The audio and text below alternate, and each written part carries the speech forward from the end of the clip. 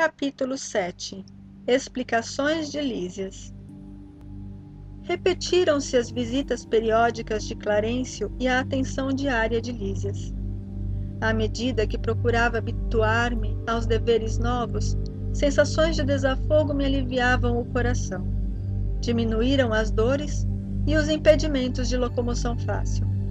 Notava, porém, que as recordações mais fortes dos fenômenos físicos me voltavam à angústia, o receio do desconhecido, a mágoa da inadaptação. Apesar de tudo, encontrava mais segurança dentro de mim. Deleitava-me agora contemplando os horizontes vastos, debruçado às janelas espaçosas.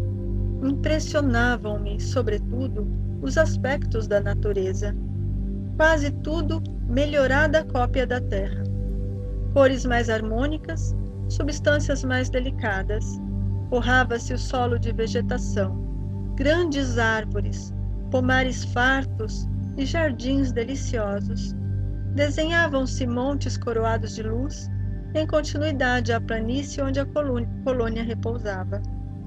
Todos os departamentos apareciam cultivados com esmero. A pequena distância, alteavam-se graciosos edifícios, alinhavam-se a espaços regulares, exibindo formas diversas.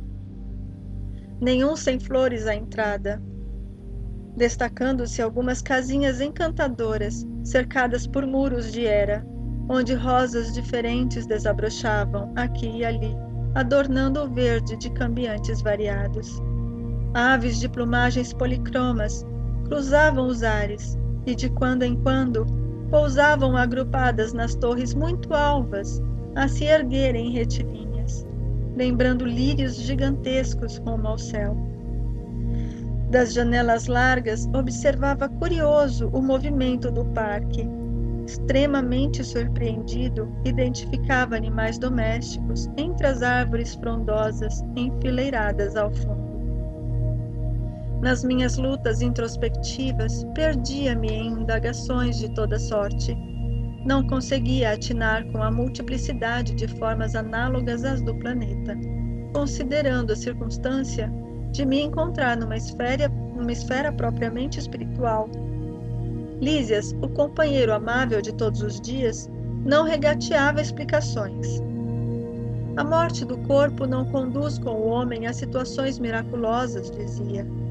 Todo o processo evolutivo implica gradação. Há regiões múltiplas para os desencarnados, como existem planos inúmeros e surpreendentes para as criaturas envolvidas de carne terrestre. Almas e sentimentos, formas e coisas, obedecem a princípios de desenvolvimento natural e hierarquia justa. Preocupava-me, todavia, permanecer ali, num parque de saúde. Havia muitas semanas, sem a visita sequer de um conhecido do mundo. Afinal, não fora eu a única pessoa do meu círculo a decifrar o enigma da sepultura. Meus pais me haviam antecipado na grande jornada. Amigos vários, noutro tempo, me haviam precedido. Por que então não apareciam naquele quarto de enfermidade espiritual para conforto do meu coração dolorido?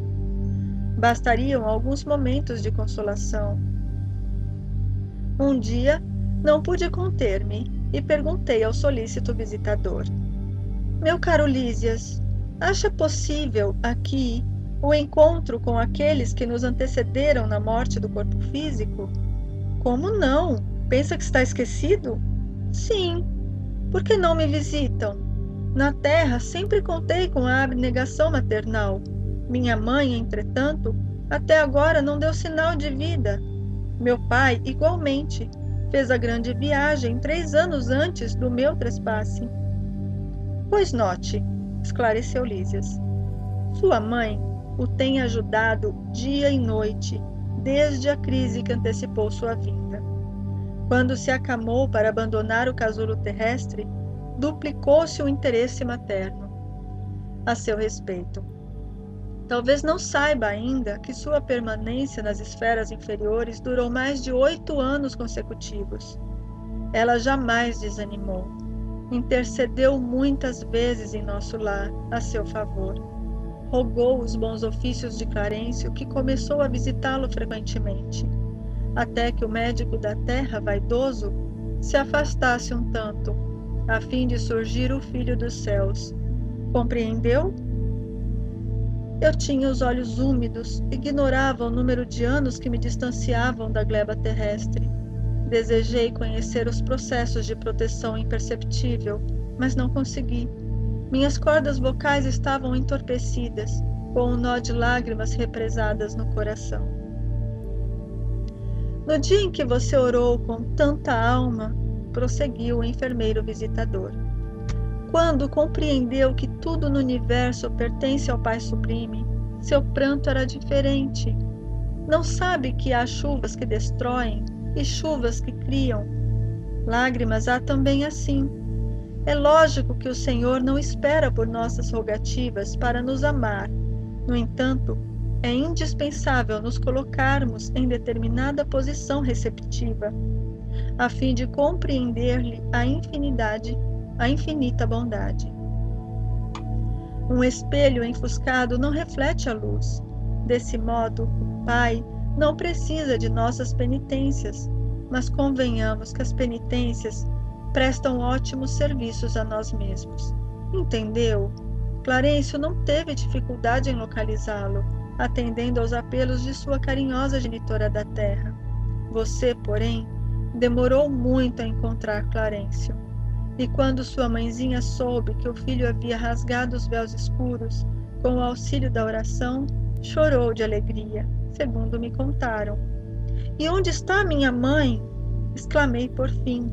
"Se me é permitido, quero vê-la, abraçá-la, ajoelhar-me a seus pés." "Não vive em nosso lar", esclareceu Lísias. "Habita esferas mais altas, onde trabalha não somente por você." Observando meu desapontamento, acrescentou o fraterno: "Virá vê-lo, por certo, antes mesmo do que pensamos. Quando alguém deseja algo ardentemente, já se encontra a caminho da realização. Tem você nesse particular a lição do próprio caso. Anos a fio rolou, como pluma, albergando o medo, as tristezas e desilusões. Mas quando mentalizou firmemente a necessidade de receber o auxílio divino, dilatou o padrão vibratório da mente e alcançou visão e socorro. Olhos brilhantes, encorajado pelo esclarecimento recebido, exclamei resoluto: "Desejarei então com todas as minhas forças. Ela virá, ela virá." Lísia sorriu com inteligência e, como quem previne, generoso, afirmou ao despedir-se: "Convém não esquecer, contudo, que a realização nobre exige 3 requisitos fundamentais, a saber: o primeiro, desejar; segundo, saber desejar; e terceiro, merecer. Ou, por outros termos, vontade ativa, trabalho persistente e merecimento justo." O visitador ganhou a porta de saída sorridente, enquanto eu me detinha silencioso a meditar no extenso programa formulado em tão poucas palavras. Capítulo 8.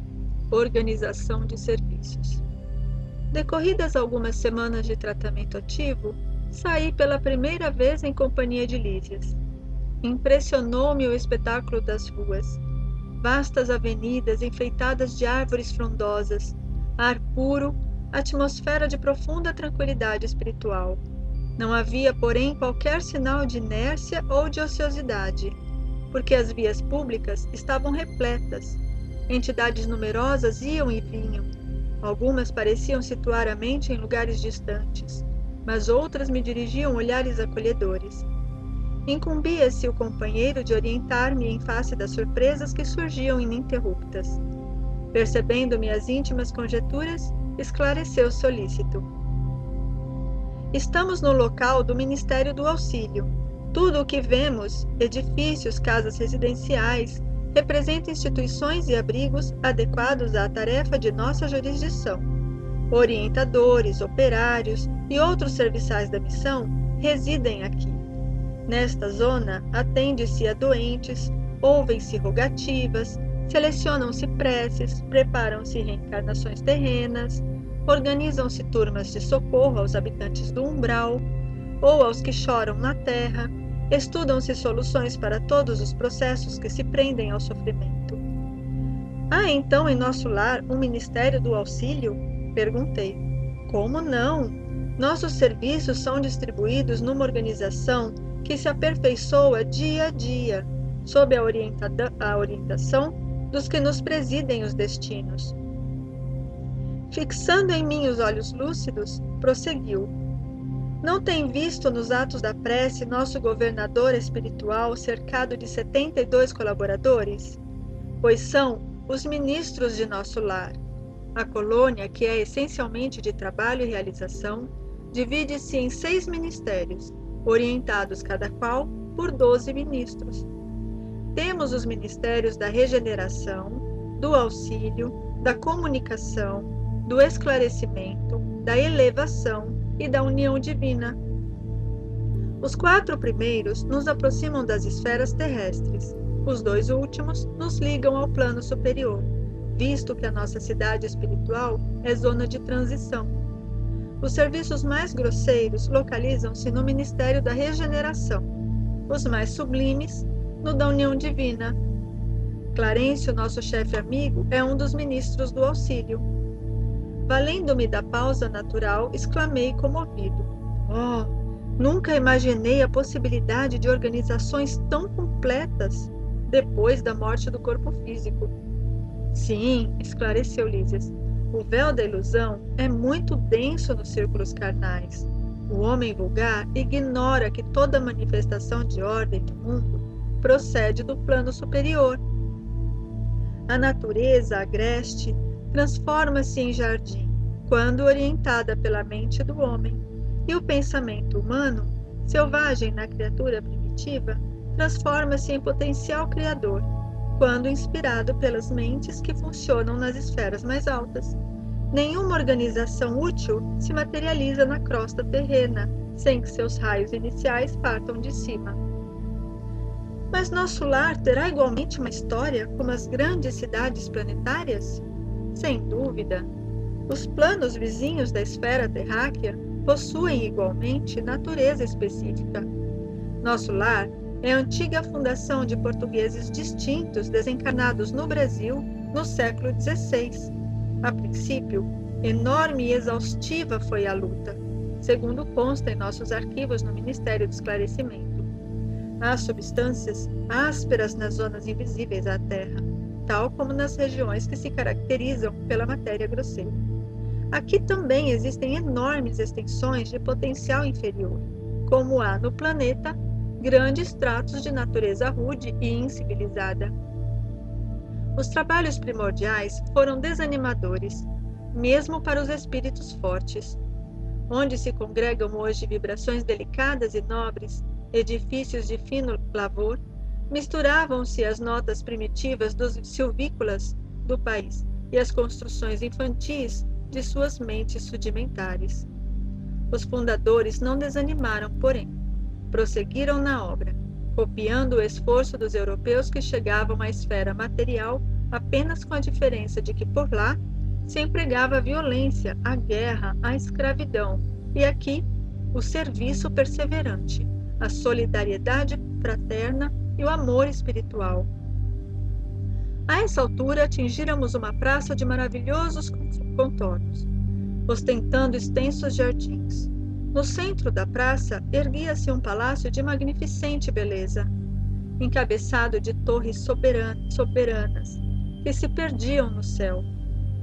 Os fundadores da colônia começaram o esforço partindo daqui, onde se localiza a governadoria, disse o visitador. Apontando o palácio, continuou.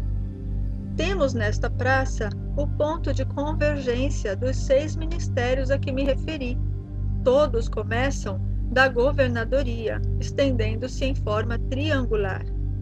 E respeitoso comentou: ali vive o nosso abnegado orientador nos trabalhos administrativos. Utiliza ele a colaboração de 3.000 funcionários. Entretanto, é ele o trabalhador mais infatigável e mais fiel que todos nós reunidos. Os ministros costumam excursionar noutras esferas, renovando energias e valorizando conhecimentos. Nós outros gozamos entretenimentos habituais, mas o governador nunca dispõe de tempo para isso. Faz questão que descansemos, obriga-nos a férias periódicas, ao passo que ele mesmo quase nunca repousa, mesmo no que concerne às horas de sono. Parece-me que a glória dele é o serviço perene. Basta lembrar que estou aqui há 40 anos e, com exceção das assembleias referentes às preces coletivas, raramente o tenho visto em festividades públicas. Seu pensamento, porém, abrange todos os círculos de serviço. Sua assistência carinhosa a tudo e a todos atinge. Depois de longa pausa, o enfermeiro amigo acentuou. Não faz muito, comemorou-se o 114º aniversário da sua magnânima direção. Calara-se Lísias, evidenciando comovida reverência, enquanto eu a seu lado contemplava, respeitoso e embevecido, as torres maravilhosas que pareciam cindir o firmamento. Capítulo 9. Problema de alimentação. Enlevado na visão dos jardins prodigiosos, pedi ao dedicado enfermeiro para descansar alguns minutos num banco próximo. Lísias anuiu de bom grado. Agradável sensação de paz me felicitava o espírito. Caprichosos repuxos de água colorida zigue-zagueavam no ar, formando figuras encantadoras. Quem observa esta colmeia imensa de serviço, ponderei, é induzido a examinar numerosos problemas. E o abastecimento? Não tenho notícia de um Ministério da Economia. Antigamente, explicou o paciente interlocutor, os serviços dessa natureza assumiam feição mais destacada. Deliberou, porém, o atual governador atenuar todas as expressões de vida que nos recordassem os fenômenos puramente materiais. As atividades de abastecimento ficaram, assim, reduzidas a simples serviço de distribuição, sob o controle direto da governadoria. Aliás, a providência constitui medida das mais benéficas. Rezam os anais que a colônia, há um século, lutava com extremas dificuldades para adaptar os habitantes às leis da simplicidade. Muitos recém-chegados ao nosso lar duplicavam exigências. Queriam mesas lautas, bebidas excitantes, dilatando velhos vícios terrenos. Apenas o Ministério da União Divina ficou imune de tais abusos, pelas características que lhes são próprias. No entanto, os demais viviam sobrecarregados de angustiosos problemas dessa ordem. O governador atual, todavia, não poupou esforços. Tão logo assumiu obrigações administrativas, adotou providências justas. Antigos missionários daqui puseram-me ao corrente de curiosos acontecimentos. Disseram-me que, a pedido da governadoria, vieram 200 instrutores de uma esfera muito elevada, a fim de espalharem novos conhecimentos relativos à ciência da respiração e da absorção de princípios vitais da atmosfera. Realizaram-se assembleias numerosas. Alguns colaboradores técnicos de nosso lar manifestavam-se contrários, alegando que a cidade é de transição e que não seria justo nem possível desambientar imediatamente os homens desencarnados, mediante exigências desse teor, sem grave perigo para suas organizações espirituais. O governador, contudo, não desanimou. Prosseguiram as reuniões, providências e atividades, durante 30 anos consecutivos. Algumas entidades eminentes chegaram a formular protestos de caráter público reclamando. Por mais de 10 vezes, o Ministério do Auxílio esteve superlotado de enfermos, onde se confessavam vítimas do novo sistema de alimentação deficiente. Nesses períodos, os opositores da redução multiplicavam acusações. O governador, porém, jamais castigou alguém. Convocava os adversários da medida a palácio e expunha-lhes paternalmente os projetos e finalidades do regime. Destacava a superioridade dos métodos de espiritualização. facilitava aos mais rebeldes e inimigos do novo processo variadas excursões de estudo em planos mais elevados que o nosso, ganhando assim maior número de adeptos. Ante pausa mais longa, reclamei interessado. Continue, por favor, meu caro Lísias. Como terminou a luta edificante? Depois de 21 anos de perseverantes demonstrações por parte da governadoria, aderiu o Ministério da Elevação, passando a abastecer-se apenas do indispensável. O mesmo não aconteceu com o Ministério do Esclarecimento, que demorou muito a assumir compromisso, em vista dos numerosos espíritos dedicados às ciências matemáticas que ali trabalham.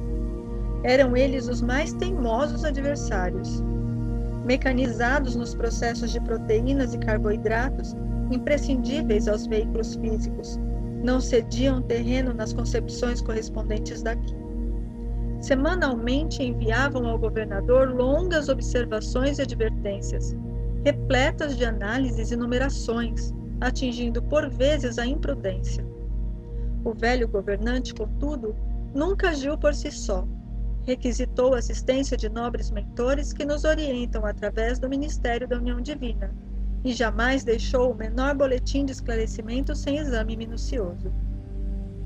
Enquanto argumentavam os cientistas e a governadoria contemporizava, formaram-se perigosos distúrbios no antigo Departamento de Regeneração, hoje transformado em Ministério. Encorajados pela rebeldia dos cooperadores do esclarecimento, os espíritos menos elevados que ali se recolhiam entregaram-se a condenáveis manifestações. Tudo isso provocou enormes cisões nos órgãos coletivos de nosso lar, dando ensejo a perigoso assalto das multidões obscuras do umbral, que tentaram invadir a cidade, aproveitando brechas nos serviços de regeneração, onde grande número de colaboradores entretinha certo intercâmbio clandestino, em virtude dos vícios de alimentação. Dado o alarme, o governador não se perturbou. Terríveis ameaças pairavam sobre todos. Ele, porém, solicitou audiência ao Ministério da União Divina e, depois de ouvir o nosso mais alto conselho, mandou fechar provisoriamente o Ministério da Comunicação. Determinou funcionassem todos os calabouços da regeneração para isolamento dos recalcitrantes. Advertiu o Ministério do Esclarecimento, cujas impertinências suportou mais de 30 anos consecutivos, proibiu temporariamente os auxílios às regiões inferiores e, pela primeira vez na sua administração, mandou ligar as baterias elétricas das muralhas da cidade para emissão de dardos magnéticos a serviço da defesa comum. Não houve combate, nem ofensiva na colônia, mas resistência resoluta.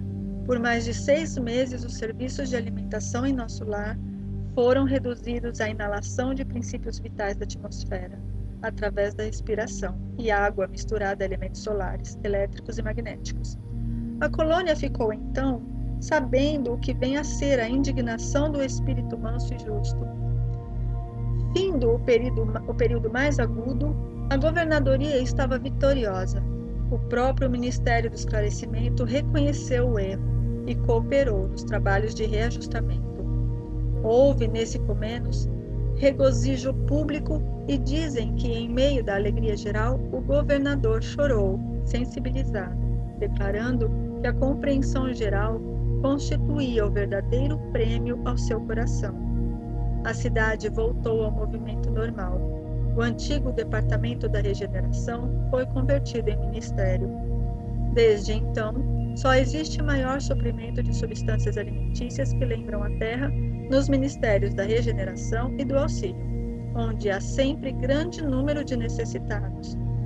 Nos demais, há somente o indispensável, isto é, todo o serviço de alimentação obedece à inexcedível sobriedade.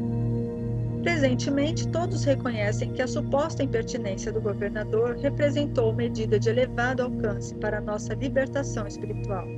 Reduziu-se a expressão física e surgiu maravilhoso coeficiente de espiritualidade. Lísia silenciou e eu me entreguei a profundos pensamentos sobre a grande lição. Capítulo 10. no Bosque das Águas. Dado o meu interesse crescente pelos processos de alimentação, Lísias convidou. Vamos ao grande reservatório da colônia. Lá observará coisas interessantes. Verá que a água é quase tudo em nossa estância de transição. Curiosíssimo, acompanhei o enfermeiro sem vacilar. Chegados a extenso ângulo da praça, o generoso amigo acrescentou: esperemos o aerobus. Mal se refazia da surpresa quando surgiu grande carro, suspenso do solo a uma altura de 5 metros mais ou menos, e repleto de passageiros. Ao descer até nós, à maneira de um elevador terrestre, examinei-o com atenção. Não era máquina conhecida na Terra. Constituída de material muito flexível, tinha enorme comprimento, parecendo ligada a fios invisíveis em virtude do grande número de antenas na tolda. Mais tarde, confirmei minhas suposições, visitando as grandes oficinas do Serviço de Trânsito e Transporte. Lísias não me deu tempo a indagações. Aboletados convenientemente no recinto confortável, seguimos silenciosos. Experimentava a timidez natural do homem desambientado, entre desconhecidos. A velocidade era tanta que não permitia fixar os detalhes das construções escalonadas no extenso percurso. A distância não era pequena, porque só depois de 40 minutos, incluindo ligeiras paradas de 3 em 3 quilômetros, me convidou Lísias a descer, sorridente e calmo. Deslumbrou-me o panorama de belezas sublimes. O bosque em floração maravilhosa embalsamava o vento fresco de inebriante perfume. Tudo em prodígio de cores e luzes cariciosas. Entre margens bordadas de grama viçosa, toda esmaltada de azulíneas flores, deslizava um rio de grandes proporções. A corrente rolava tranquila, mas tão cristalina que parecia tonalizada em matiz celeste, em vista dos reflexos do firmamento. Estradas largas cortavam a verdura da paisagem. Plantadas a espaços regulares, árvores frondosas ofereciam sombra amiga à maneira de pousos deliciosos, na claridade do sol confortador. Bancos de caprichosos formatos convidavam ao descanso. Notando o meu deslumbramento, Lísias explicou: estamos no Bosque das Águas. Temos aqui uma das mais belas regiões de nosso lar. Trata-se de um dos locais prediletos para as excursões dos amantes, que aqui vêm tecer as mais lindas promessas de amor e fidelidade para as experiências da terra. A observação ensejava considerações muito interessantes, mas Lísias não me deu aso a perguntas nesse particular. Indicando um edifício de enormes proporções, esclareceu: ali é o grande reservatório da colônia. Todo o volume do Rio Azul que temos à vista é absorvido em caixas imensas de distribuição. As águas que servem a todas as atividades da colônia partem daqui. Em seguida, reúnem-se novamente abaixo dos serviços da regeneração e voltam a constituir o rio, que prossegue o curso normal, rumo ao grande oceano de substâncias invisíveis para a Terra. Percebendo minha indagação íntima, acrescentou: com efeito, a água aqui tem outra densidade, muito mais tênue, pura, quase fluídica. Notando as magníficas construções que me fronteavam, interroguei: a que ministério está afeto o serviço de distribuição? Imagine, elucidou Lísias, que este é um dos raros serviços materiais do Ministério da União Divina. Que diz? Perguntei, ignorando como conciliar uma e outra coisa. O visitador sorriu e obtemperou prazenteiro. Na Terra, quase ninguém cogita seriamente de conhecer a importância da água. Em nosso lar, contudo, outros são os conhecimentos. Nos círculos religiosos do planeta ensinam que o Senhor criou as águas. Ora, é lógico que todo serviço criado precisa de energias e braços para ser convenientemente mantido. Nesta cidade espiritual, aprendemos a agradecer ao Pai e aos seus divinos colaboradores semelhante dádiva. Conhecendo-a mais intimamente, sabemos que a água é veículo dos mais poderosos para os fluidos de qualquer natureza. Aqui, ela é empregada sobretudo como alimento e remédio. Há repartições no Ministério do Auxílio absolutamente consagradas à manipulação de água pura, com certos princípios suscetíveis de serem captados na luz do sol e no magnetismo espiritual. Na maioria das regiões da extensa colônia, o sistema de alimentação tem aí suas bases. Acontece, porém, que só os ministros da união divina são detentores do maior padrão de espiritualidade superior entre nós, cabendo-lhes a magnetização geral das águas do Rio Azul, a fim de que sirvam a todos os habitantes de nosso lar com a pureza imprescindível. Fazem eles o serviço inicial de limpeza e os institutos realizam trabalhos específicos no suprimento de substâncias alimentares e curativas. Quando os diversos fios da corrente se reúnem de novo no ponto longínquo oposto a este bosque, ausenta-se o rio de nossa zona, conduzindo em seu seio nossas qualidades espirituais. Eu estava embevecido com as explicações. No planeta, objetei, jamais recebi elucidações desta natureza. O homem é desatento há muitos séculos, tornou Lísias. O mar equilibra-lhe a moradia planetária. O elemento aquoso fornece-lhe o corpo físico. A chuva dá-lhe o pão. O rio organiza-lhe a cidade. A presença da água oferece-lhe a bênção do lar e do serviço. Entretanto, ele sempre se julga o absoluto dominador do mundo, esquecendo que é filho do Altíssimo, antes de qualquer consideração. Virá tempo, contudo, em que copiará nossos serviços, encarecendo a importância dessa dádiva do Senhor. Compreenderá, então, que a água, como fluido criador, absorve em cada lar as características mentais de seus moradores. A água no mundo, meu amigo, não somente carrega os resíduos do corpo, mas também as expressões de nossa vida mental. Será nociva nas mãos perversas, útil nas mãos generosas, e quando em movimento, sua corrente não só espalhará a bênção de vida, mas constituirá igualmente um veículo da providência divina, absorvendo amarguras, ódios e ansiedades dos homens, lavando-lhes a casa material e purificando-lhes a atmosfera íntima. Calou-se o interlocutor em atitude reverente, enquanto meus olhos fixavam a corrente tranquila a despertar-me sublimes pensamentos.